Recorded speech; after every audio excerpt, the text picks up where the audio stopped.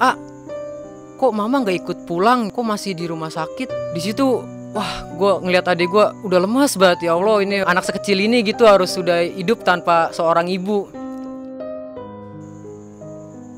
Mama semalam datang ke sini pakai baju putih, cantik banget, ngelonin aku, jadi aku nggak nangis lagi.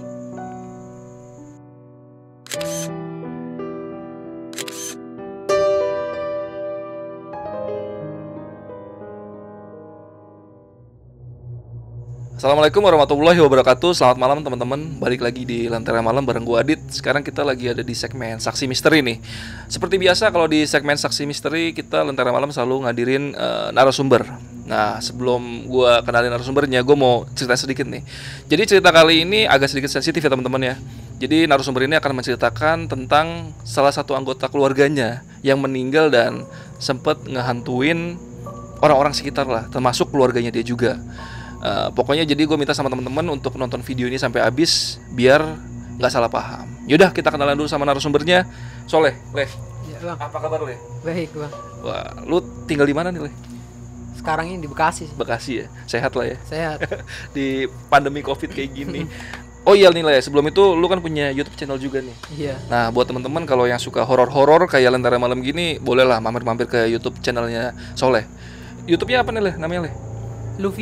Lufias, artinya apa tuh? Kalau dibaca dari belakang kan Saiful. Saiful, waduh. Saiful itu nama lengkap Nama gue juga. Namanya lengkap Saiful Solehudin. Saiful Solehudin, wah keren juga tuh.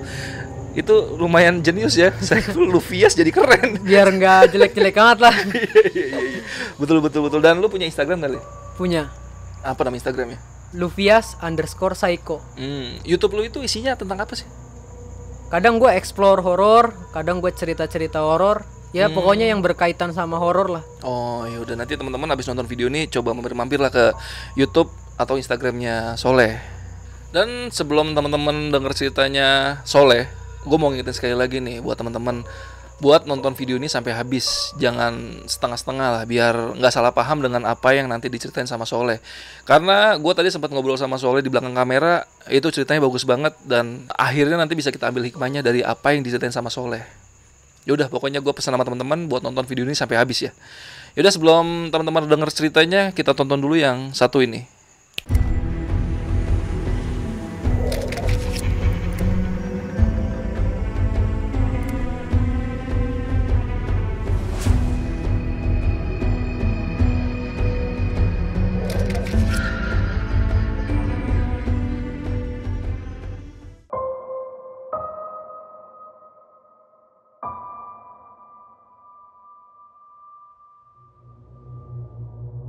Assalamualaikum warahmatullahi wabarakatuh. Kali ini gue mau menceritakan pengalaman horor gue setelah meninggalnya almarhumah ibu gue karena kecelakaan. Kejadian bermula sekitar tahun 2018 lalu. Waktu itu gue masih sekolah di salah satu sekolahan swasta dan duduk di kelas 1 SMK. Hari-hari sih berjalan biasa aja, kayak layaknya anak sekolah biasa. Sampai sekitar hari Minggu semuanya berubah. Di minggu itu tuh gue waktu itu masih tidur karena emang malamnya gue habis begadang kan, malam mingguan. Di pagi hari itu gue dibangunin sama ibu gue. Gue disuruh buat benerin motor gue karena emang posisi waktu itu motor gue rusak, disuruh bawa ke bengkel kan. Dan di situ gue masih samar-samar lah ngeliat ibu gue karena emang masih ngantuk juga. Dan gue bilang ke ibu gue, udah itu uangnya taruh aja di atas TV, ntar siang aku bawa ke bengkel motornya. Nah kata ibu gue, oh ya udah gitu kan. Akhirnya ibu gue berangkat deh, adik gue itu ikut tuh, dua-duanya ikut. Dan di situ gue lanjut tidur lagi sampai sekitar jam 11 itu temen ibu gue datang ke rumah gue, ketok-ketok pintu kan. Tuh ngasih tahu ke gue, ngebangunin gue kan, ngasih tahu kata temen ibu gue ini kalau ibu gue ini kecelakaan. Dan di situ gue kaget juga. Gue pertamanya ngiranya di situ mungkin kecelakaan biasa lah, tapi nggak taunya nyampe masuk rumah sakit. Dan situ emang agak panik guanya kan. Akhirnya gue nanya ke temen ibu gue ini rumah sakitnya di mana. Cuman sayangnya temen ibu gue ini nggak tahu rumah sakitnya di mana, cuma dapat kabar aja. Dan setelah dari situ gue langsung berangkat lah ke rumah sakit. Di situ gue minjem motor tetangga gue tuh. Gue berangkat. Dan di situ gue sempetin buat nelpon ibu gue dulu di situ, karena posisi gue masih belum tahu kalau ibu gue udah nggak ada. Gue ngiranya masih ada gitu, gue mau nanyain gitu rumah sakitnya di mana. Pas gue telepon beberapa kali nggak diangkat, sampai ketiga kali itu diangkat, tapi yang angkat itu suara laki-laki dan ternyata itu polisi.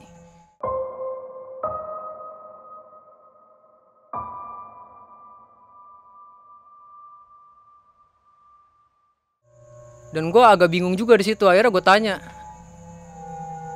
ibu saya di mana ya Pak? Udah kamu ke pos polisi aja nih yang deket Sumarekon, kamu kesini aja dulu. Nah gue langsung lah berangkat ke pos polisi yang deket Sumarekon kan. Sampai di pos polisi gue nanyain ke polisinya kan, gue salaman dulu. Gue tanya, ibu saya di rumah sakit mana ya Pak? Di situ polisinya kayak mau ngomongin sesuatu, tapi kayak agak berat gitu. Akhirnya polisinya bilang nih, kamu yang sabar ya dek. Itu sumpah pas polisi bilang begitu tuh, jantung ini udah deg-degan banget deh, kaki tuh udah lemes. Itu masih bisa gue tahan. Gue masih berpikir, positif, gak mungkin. Gue masih mikir begitu. Akhirnya polisinya ngomong lagi, ibu kamu udah meninggal di tempat kejadian kecelakaan.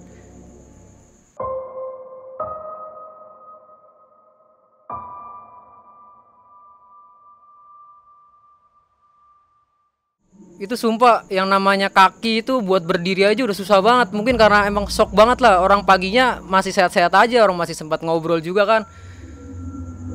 Di situ wah langsung lemas, duduk, nangis sejadi-jadinya. Akhirnya gue bilang ke polisi, Pak saya mau ngeliat ibu saya, cuman gak dibolehin sama polisinya. Mungkin karena takut gue ini kali kaget ngeliat kondisi ibu gue. Akhirnya gue dianterin pulang tuh sama polisi, karena gue gak dibolehin bawa motor sendiri, karena keadaan gue lagi kayak gitu kan, takut gue kenapa-napa di jalan. Sampai di rumah gue bingung nih. Di rumah gue gak ada siapa-siapa, kayak bokap gue lagi kerja. Cuman ada tetangga-tetangga doang lah, saudara-saudara gue jauh. Akhirnya gue situ bingung, nangis. Di rumah gue ngambilin foto-foto ibu gue lihat kenapa sih bisa kayak gini. Padahal pagi masih ngobrol gitu, siang udah nggak ada, paginya masih sehat-sehat aja. Akhirnya dari situ karena gue bingung, cuman ada tetangga-tetangga gue doang. Akhirnya gue nelpon lah saudara-saudara gue yang ada di Jakarta kan, yang di kampung. Gue ngabarin kalau ibu gue kecelakaan terus meninggal. Akhirnya setelah dikabarin, sorenya pada datang. Balik lagi ke cerita, sekitar jam 3-an itu adik gue dianterin. Nggak tahu gue itu yang nganterin siapa. Pokoknya dianterin sama orang ke rumah. Dan di sini gue yang sedihnya itu, kalau adik gue yang pertama sih dia udah ngerti ya kalau ibunya udah meninggal gitu, dia nangis juga. Yang sedihnya itu adik gue yang kecil. Dia nanyain gini, kok mama nggak ikut pulang gitu? Kok masih di rumah sakit nggak ikut pulang? Di situ, wah, gue ngeliat adik gue udah lemas banget. Ya Allah, ini anak sekecil ini gitu harus sudah hidup tanpa seorang ibu. Situ udah lemes banget, udah nangis. Gue melukin adik gue, kayak pengen ngomong gitu, mama udah nggak ada gitu, kayak nggak tega lah karena emang masih belum ngerti kan. Akhirnya sekitar jam 6 itu bapak gue pulang dari tempat kerjanya kan. Nah pas bapak gue pulang itu dia bingung, bapak gue. Dia nanya, ini ada apaan lek kok rame-rame? Mama meninggal pak, kecelakaan. Di situ bapak gue kayak nggak nyangka gitu, kayak ngomong, kamu yang bener kamu bercandanya gitu, kayak ngomelin gue gitu. Bener pak, kecelakaan. Di situ bapak gue juga langsung lemes, nangis sama lah kayak gue, kayak udah nggak kuat berdiri gitu, duduk lemes nangis. Akhirnya saudara-saudara gue juga itu udah pada datang semua, udah di rumah gue semua. Dan sekitar jam 7 ambulansnya udah datang ke rumah gue. Dan itu langsung dianterin ke kampung halaman gue buat dimakamin. Dari sini tuh sekitar jam 7, nyampe sana itu jam 4 pagi. Dan di kampung gue itu udah rame lah, kayak saudara-saudara gue udah pada nyambut gitu, udah pada sedih lah ngelihat kedatangan jenazah ibu gue.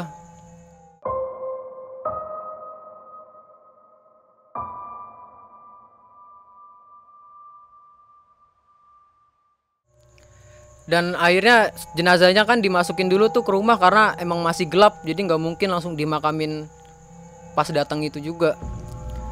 Siangnya tuh baru dimakamin. Dan ternyata yang nabrak ibu gua ini dia itu buru-buru. Jadi dia ini mau nikah. Mungkin karena buru-buru atau gimana, ketabraklah ibu gua. Kronologinya itu ibu gua mau ke warung. Dan itu gua untungnya, ya Allah, adik gue untung gak ikut naik motor itu. Coba kalau adik gue ikut ke warung sama ibu gue udah gak bisa ngebayangin lagi deh. Kronologinya ini ibu gue nyebrang karena emang posisi toko itu ada di pinggir jalan. Dia mau ke warung mau beliin jajanan adik gue. Nyebrang lah dari sebelah sinilah. Itu ada motor kenceng, nabrak lah ke Hajar sampingnya. Dan kakinya ini kan, kalau kaki kan lurus begini, itu sampai pas diangkat dia bengkok gitu karena patah mungkin. Dan yang bikin fatal itu bagian kepala sininya, pembuluh darahnya pecah.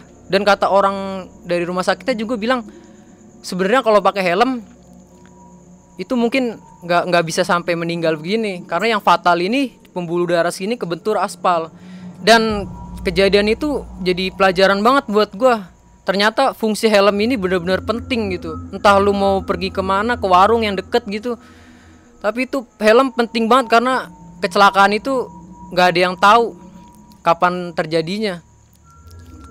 Balik lagi ke cerita, akhirnya ya, karena udah siang tuh, udah terang, ibu gue dimakamin deh tuh di deket pemakaman kampung gue lah.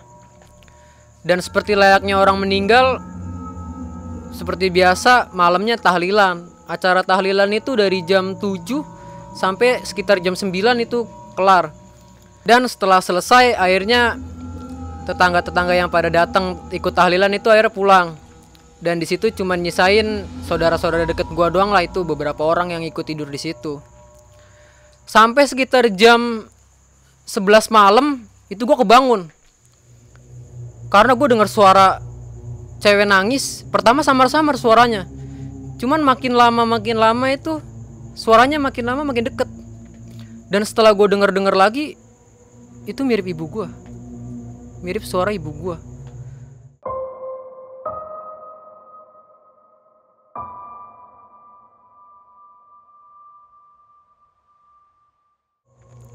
Dan di situ gua sama sekali nggak punya perasaan takut.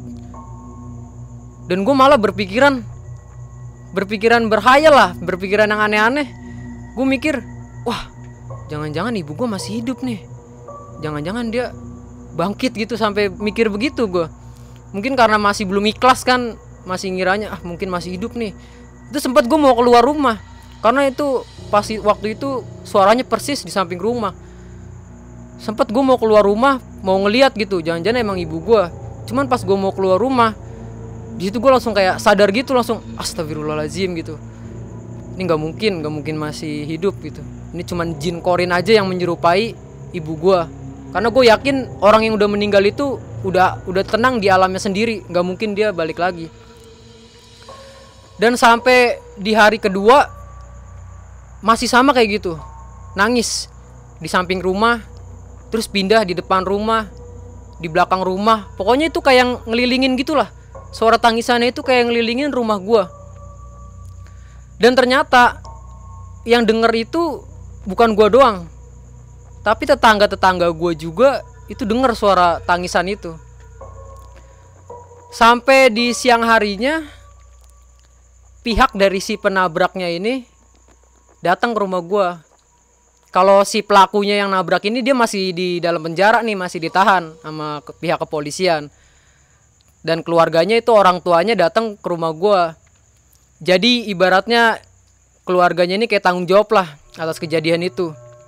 Dan di situ juga keluarga gue nerima lah, karena emang itu pure kecelakaan, bukan karena disengaja.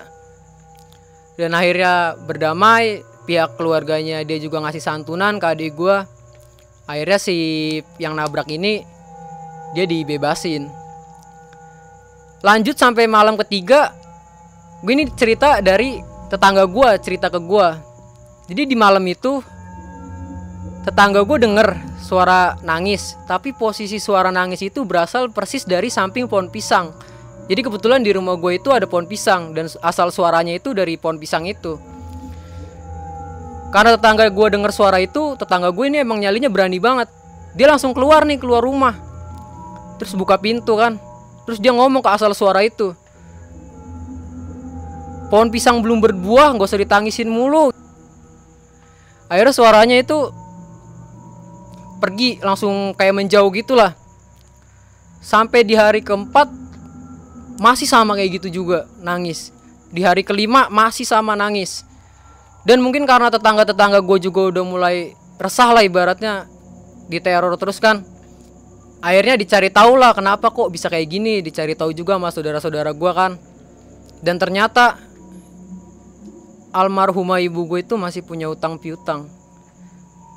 Dan itu sama orang satu desa juga, satu desa sekampung sama gue. Dan ditanyain kan, emang bener punya utang sama kamu? Ini nggak saya sebutin namanya ya. Ternyata emang bener, cuman di situ posisinya bapak gue lagi nggak ada uang sama sekali karena emang lagi krisis banget lah waktu itu. Akhirnya minta tolonglah ke kakaknya ibu gue buat bantuin bayarin utang.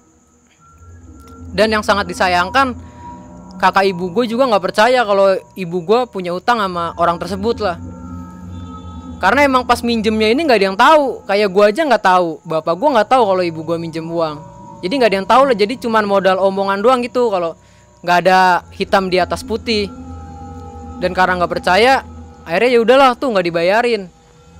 Dan pas di hari ke-6 ini, nangisnya gantian, bukan di rumah gue lagi, tapi nangisnya persis di depan rumah kakak ibu gue.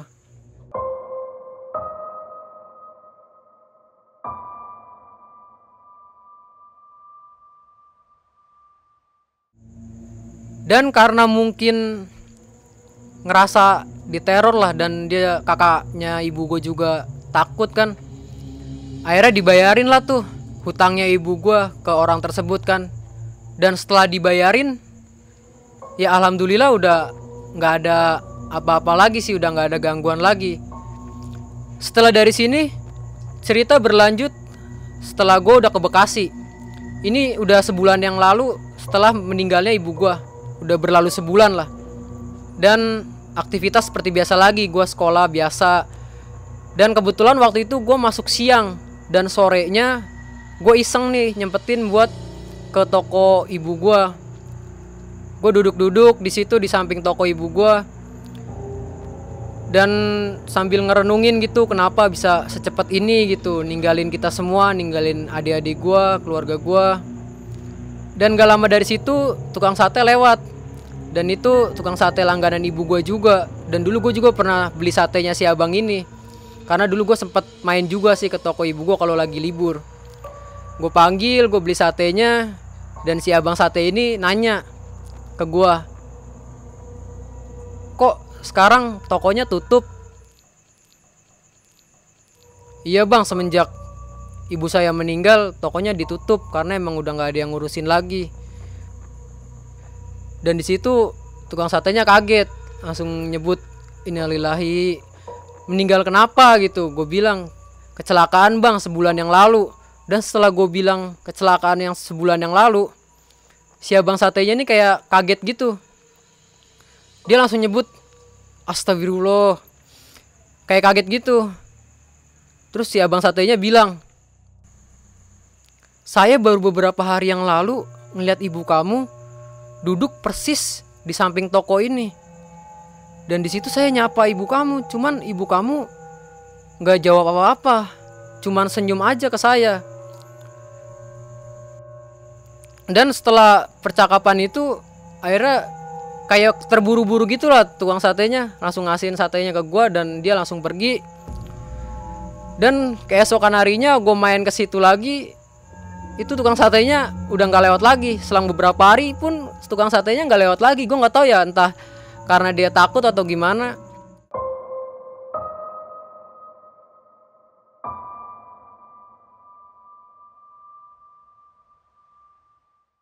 Akhirnya setelah dari situ, selang 2 bulan, cerita berlanjut dari adik gue. Jadi waktu itu malam minggu, Dan gue kebetulan waktu itu begadang lah main malam minggu. Dan di rumah adik gue berdua dan sama bapak gue juga. Cuman kamarnya misah. Katanya adik gue ini nangis malam-malam. Terus kata adik gue, mama semalam datang ke sini pakai baju putih, cantik banget, ngelonin aku, jadi aku nggak nangis lagi. Dan karena adik gue ngomong begitu, gue jadi keinget lagi gitu sama almarhumah ibu gue gitu. Gue jadi kasihan lah sama adik gue yang kecil. Dan setelah kejadian itu, nyampe sekarang alhamdulillah udah nggak ada lagi sih kayak mungkin kejadian-kejadian horor kayak gitu. Karena gue yakin itu tuh jin yang menyerupai almarhumah ibu gue. Karena gue yakin orang yang udah meninggal ini udah tenang di alamnya. Itu hanya jin yang menyerupai ibu gue. Dan mungkin hikmah yang bisa diambil dari cerita gue ini, sayangilah kedua orang tua kamu selagi masih ada di dunia ini. Karena kematian itu gak ada yang tahu kapan datangnya. Contohnya seperti gue, yang paginya masih sehat-sehat aja, masih sempat ngobrol, ternyata siangnya udah gak ada. Mungkin segitu aja cerita yang bisa gue bagikan. Semoga teman-teman bisa ambil hikmah dari cerita gue ini. Terima kasih.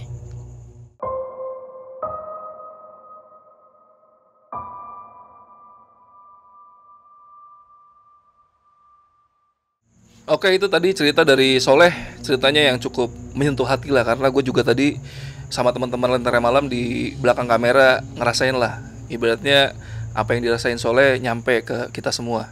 Dan sebelumnya gue mau turut berduka cita nih lah buat ibu lu. Iya. Semoga diterima lah di sisinya dan dapat tempat terbaik lah ya. Amin. Dan sebelum gue nge-review ceritanya si Soleh, seperti biasa karena Lentera Malam kan kalau habis cerita ada reviewnya. Tapi sebelum itu gue ngajak teman-teman buat kita Al-Fatihah dulu lah, buat ngirimin doa buat ibunya Soleh supaya dapat tempat terbaik lah di akhirat. Ya udah, sebelum itu kita Al-Fatihah dulu kali ya. Iya. Boleh lah. Yaudah, teman-teman kita Al-Fatihah dulu. Al-Fatihah dimulai.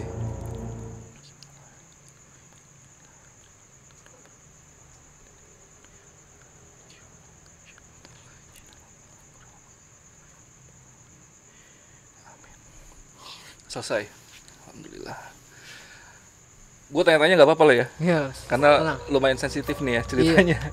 Karena tentang kehidupan lu sama orang tua lu.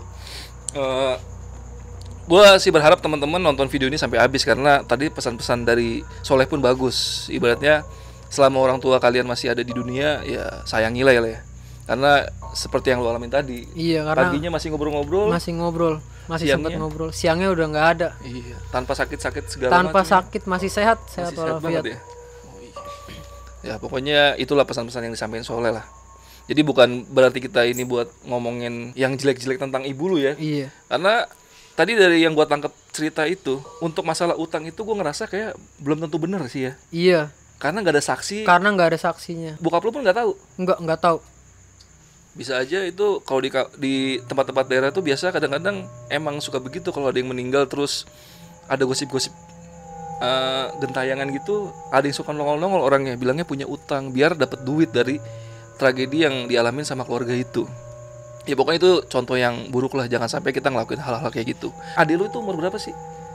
Yang kecil dulu nih. Dulu waktu itu yang kecil sekitar 6 tahun. 6 tahun, yang gede? Yang gede sekitar 10-an mungkin. Iya, yang gede udah ngerti sih. Udah ngerti. Yang kasihan yang kecil ya. Yang kasihan itu yang kecil. Gue agak miris sih pas denger itu. Yang anak kecil itu pas lagi pulang ke rumah itu berarti dia masih belum tahu kalau ibunya meninggal. Belum bang, belum tahu. Orang dia aja nyampe nanya ke saya, itu kok mama nggak ikut pulang di rumah sakit terus gitu. Waduh, itu sih gue pas kata-kata itu sedih banget sih dengernya. Anak adiknya sampai nggak tahu. Jadi berarti adik lu di toko nungguin ya posisinya ya. Itu untungnya nggak ikut ya. Iya. Untungnya adik lu nggak ikut naik motor buat beli jajan ke warung. Kalau nggak kena semuanya tiga-tiganya ya. Dan pas kejadian itu adik lu nyaksin nggak? Nyaksin, adik gue nyaksin. Yang kalau yang gede dia udah ngerti, dia nangis. Nangis-nangis tuh kayak manggilin mama, cuman yang kecil ini dia nggak ngerti bang, Iya, kirain iya. mah kenapa gitu, diem aja gitu. Jarak toko lu sampai kejadian kecelakaan itu berapa meter Deket sih? banget bang, Deket banget. itu toko pinggir jalan, nah dia tuh di situ pinggir jalan pas mau nyebrang aja. Oh iya iya. Masih iya. deket banget ya toko, Deket banget. depan persis malah, depan persis Oh toko. iya iya iya. Berarti adek lu yang gede yang ngeliat ya? Yang lihat, Yang kecil ngeliat juga? kecil ngeliat juga, Cuman nggak ngerti kalau nggak itu ngerti, kecelakaan itu. iya. Ya tapi alhamdulillah adek lu udah bisa terima semua. Alhamdulillah udah Lu juga udah ikhlas lah ya. ikhlas. Karena mau gimana lagi ya kan? Iya. Umur ya nggak ada yang tahu soalnya. Untuk berikutnya nih, Leh, kan akhirnya kan dikuburnya di kampung ya. Iya. Berarti yang diteror dengan suara nangis-nangis itu yang di tetangga-tetangga kampung. Iya, tetangga kampung juga, pokoknya yang deket-deket rumah gua bang. Yang ngaku ngutangin ke ibu lu itu satu desa atau beda desa? Satu desa, cuman saya nggak mau nyebutin namanya Iya. lah. Tapi lu kenal gitu orangnya? Kenal. Kenal deket gitu. Tahu lah pokoknya kalau di kampung-kampung kan kalau satu desa tuh pasti kenal semua. Iya. Nggak mungkin nggak kenal pokoknya. Dan itu kan kejadiannya di kampung lu ya yang ngalamin itu. Kalau yang di Bekasi ngalamin juga nggak sih tetangga-tetangga lu? Bekasi enggak sih, Nggak ada omongan suara-suara kayak yang dialamin di kampung lu gitu. nggak ada bang. Kalau selama 7 hari itu kan rata-rata yang gue dengar tadi suara ya. Sempat ada kayak penampakan gitu nggak sih? Penampakan enggak, paling yang lihat adik saya itu bang. Yang diklonin itu? Iya, dia katanya ngeliat jelas, katanya ibu saya datang ngelonin adik saya pakai baju putih, katanya cantik banget. Dan emang sempat siangnya itu sempat panas badannya. Adik lu sempat panas? Iya. Oh, bener tuh biasanya tuh. Itu biasanya sawanan. Kalau orang Jawa bilang kalau habis ketemu dengan hal-hal yang goib, itu sawanan. Tapi ya seperti yang lu bilang tadi, kemungkinan besar itu bukan ibu lu juga. Iya, Karena saya meyakini itu bukan ibu saya sih. iya, jin yang menyerupai aja. Ngambil-ngambil momen-momen yang pas gitu ya. Iya, gitu kan kayak menyesatkan akidah gitu. Iya, iya, betul-betul. Sama yang ini mungkin yang penampakan yang sate ya. Yang sate. Itu sate berarti ibu lu nggak ada omongan apa-apa, cuman senyum aja ke tukang Senyum aja bang, dan kayak datar gitu mukanya. Maksudnya Iya, iya. senyum gitu doang lah senyumnya. Itu duduknya di posisi lu yang merenung itu atau di sebelah mananya? Persis sih di situ. Saya juga duduk di samping toko situ. Oh, iya iya iya. Dan kejadiannya itu baru beberapa hari dirasain sama si tukang satenya. Itu baru beberapa hari, ya 2 harian lah. Padahal udah sebulan lebih. Padahal meninggal udah sebulan yang lalu lebih. Ya udah paling cerita Soleh kali ini cukup segitu aja, dan gue mau ingetin lagi buat teman-teman yang suka sama YouTube horor sama kayak kita Lentera Malam, main-mainlah ke YouTube-nya si Soleh. Apa ya namanya tadi, Le? Lufias. Lufias alias Saiful. Saiful dibalik Lufias, dan itu dari namanya si Soleh, nama panjangnya. Ya pokoknya teman-teman mampir-mampir lah, subscribe dan nonton video ini. Lu ada video apa aja di situ, Le? Horor sih, explore. Sempat ada nggak yang penampakan gitu? Paling suara. Dan ada juga sih yang kejadian menurut gua agak aneh juga. Itu di gedung itu. Kenapa tuh? Gua nggak tahu teman gua ngerjain gua apa gimana. Cuman kalau ngerjain masa iya dia cepet banget jalannya. Waktu itu posisi gua lagi duduk di samping ngobrol-ngobrol tuh sama teman gua. Karena emang udah selesai gua explore-nya. Dan di situ teman gua kebelet kencing. Iya. Udah dia kencing tuh. Udah gua taruh kamera iseng lah, gua rekam ke arah tangga. Di situ gue ngeliat temen gue lewat bang. Lewat, langsung gue panggil, Yan mau lu Yan gitu. Cuman gak jawab sama sekali, diem aja. Pas gue kejar, gue masuk ke itu nggak ada bang. Nggak taunya dia tiba-tiba muncul dari belakang. Lu ngapa sih? Munculnya dari area yang beda. Dari luar malah, dari luar gedung. Waduh. Itu posisi, iya di situ gue nggak tahu apa temen gue ngerjain gue. Soalnya gue tanya pas di rumah nih, lu ngerjain gue gak sih gitu, sampai bertanya-tanya sampai sekarang. Gue sampai sekarang mikir positifnya mungkin nih orang ngerjain gue kali ini biar gue takut tuh. Gue pas dia itu katanya enggak sih, emang enggak, lu ngapa sih gitu. Pas gue tunjukin video juga dia sempat kaget juga. Dia pun kaget ngeliat dia video kaget itu. Berarti ada videonya itu. Ada bang. Jelas banget itu. Jelas, malah kayak orang bentuknya loh. Bentuknya kayak orang. Ya kayak dia aja biasa gitu. Kayak dia biasa. Dan tiba-tiba gue kaget pas gue mau keluar, tiba-tiba dia nongol, lu ngapa sih gitu. Langsung ya saya ngomong kasar lah, kaget gitu, refleks. Langsung udah cabut balik. Langsung kata teman saya, lu ngapa sih, parnoan banget lu gitu, kayak ngapa sih gitu lah. Iya. Dan itu ada di YouTube lu kan berarti kan? Ada. Ya udah pokoknya nanti teman-teman kalau penasaran mampir aja ke YouTube-nya si Soleh. Nanti gua taruh di deskripsi. Sama IG lu sekali lagi, Lile. Luvias_psycho. Oke, udah. Pokoknya gue minta sama teman-teman jangan asal judge aja. Ini cerita emang lumayan sensitif ya, Le ya. Karena ini nyeritain tentang orang tua lu sendiri. Tapi seperti yang Soleh tadi bilang, itu pesan-pesannya bagus banget lah. Pokoknya sayangin orang tua lu selagi masih ada. Sayangin, jangan sampai disia-siain. Ya udah, paling hari ini cukup segitu aja. Gua Adit, Soleh, Lentera Malam izin pamit. Assalamualaikum warahmatullahi wabarakatuh.